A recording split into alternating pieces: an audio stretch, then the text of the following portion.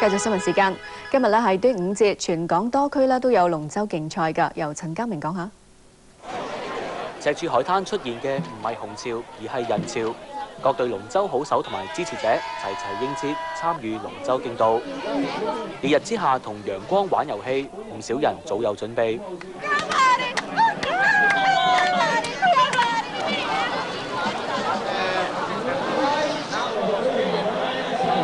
唔同國籍、唔同膚色、唔同嘅熱身花式，就連制服造型都各有特色。Sailors, because we love it. We love the water. We love the beach theme. So we got these. These are secret energy bars. 我覺得端午節咧就係一個傳統嘅活動嚟㗎嘛，所以我哋用面譜去迎接呢個傳統嘅活動。有40年歷史嘅赤柱龍舟賽事，今年破紀錄有208隊參加，4000名選手，唔少都係女仔。部分就有啲狼狽啦。有選手就話贏得獎杯背後有唔少代價。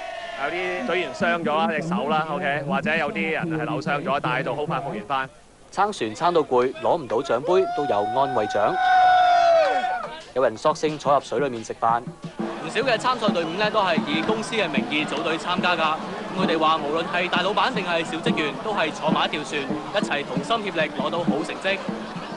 無線電視記者陳家明報道。